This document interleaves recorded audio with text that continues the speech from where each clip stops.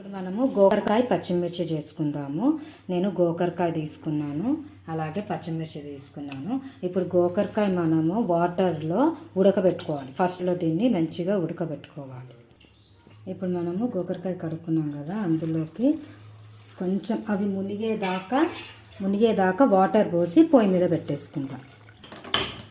వేయించుకొని గోకరకాయ పెట్టుకుందాము. ఇప్పుడు దాంట్లోకి కొద్దిగా ఉప్పు వేస్తున్నాను.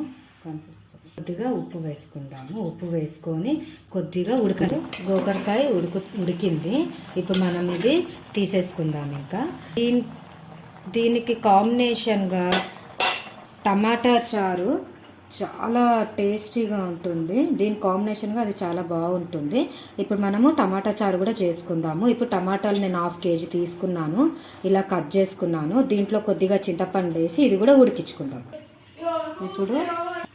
ఇప్పుడు మనము ఇలా జడిగిన్నెలోకి స్ట్రెయిన్ చేసి పెట్టుకున్నాము అంతా.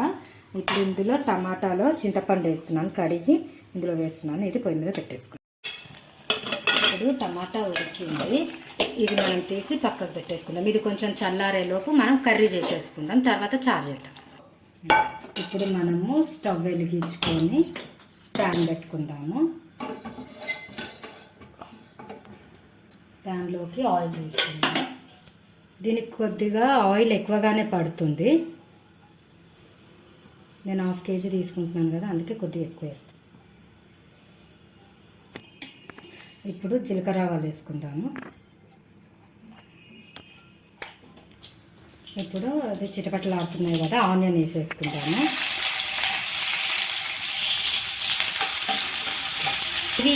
ఇవి ఏగేలోపు మనము పచ్చిమిర్చి మిక్సీ పట్టుకుందాం. ఇప్పుడు మనము పచ్చిమిర్చి మిక్సీ పట్టుకుందాము. ఇప్పుడు కొత్తిమీర వేస్తున్నాము. జీలకర్ర కూడా వేస్తున్నాను. ఇందులోకి సరిపడా సాల్ట్ వేసేస్తున్నాను. ఏంటంటే మళ్ళీ ఇంకా కర్రీలో వేయను, ఈ మిక్సీ పట్టేటప్పుడే వేసేస్తున్నాను సాల్ట్. 3 tablespoon సాల్ట్ వేస్తున్నాను. ఇప్పుడు దీన్ని మెత్తగా మిక్సీ పట్టేసుకుందాం. ఇప్పుడు ఇది మెత్తగా పట్టేసుకున్నాం కదా, ఇప్పుడు ఆనియన్ వేగిందా చూసేద్దాం. ఆనియన్ కొద్దిగా వేగింది, ఇంకొద్దిగా వేగాలి. ఓకే, ఆనియన్ వేగింది. ఇందులోకి మనం కొద్దిగా పసుపు, వెల్లుల్లి,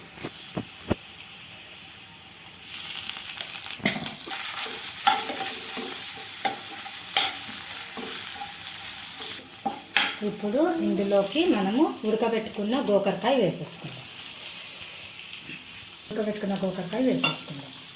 ఓకే, మిక్సీ పట్టుకున్న పచ్చిమిర్చి కూడా వేసేసుకుందాం.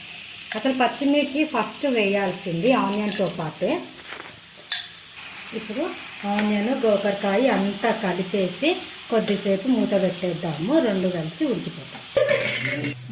ఇప్పుడు కర్రీ అయ్యింది. ఇంకా స్టవ్ బంద్ చేసే ముందు కొత్తిమీర వేసుకుందాం.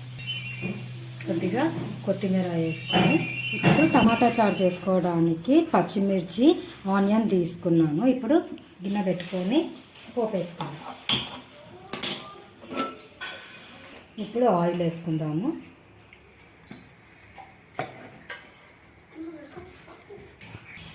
ఇప్పుడు జీలకర్ర ఆవాలు వేసుకుందాము.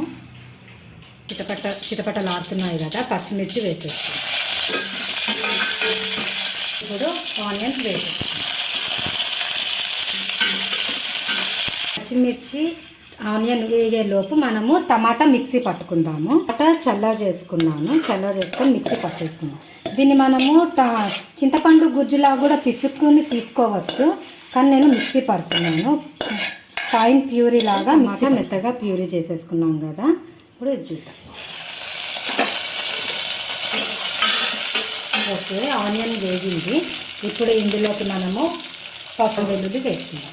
కొద్దిగా పసుపు, అల్లం వెల్లుల్లి.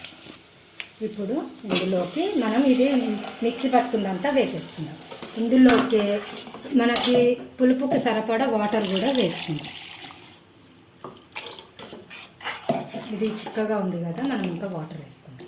మిక్సీ పట్టుకుంటే ఏంటంటే ఇలా చిక్కగా వస్తుంది, కొంచెం మనకి ఎక్కువ క్వాంటిటీలో కూడా వస్తుంది. ఇప్పుడు నేను పులుపుకు సరిపడా వాటర్ తీసుకున్నాను. దీంట్లోకి మనము సరిపడా ఉప్పు వేస్తున్నాను. టేస్ట్కి తగ్గట్టు వేసుకోవాలి.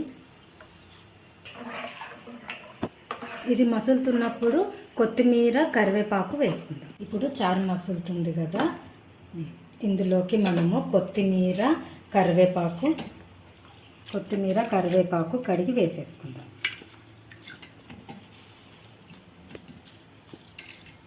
కొద్దిసేపు మసలనిద్దాం.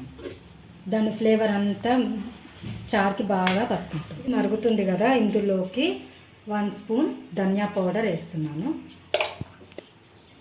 ఒక్కసారి ఇది ఇంకొద్దిసేపు ఇలాగే మరిగిందనుకో ఓకే, చారు రెడీ అయిపోయినట్టు.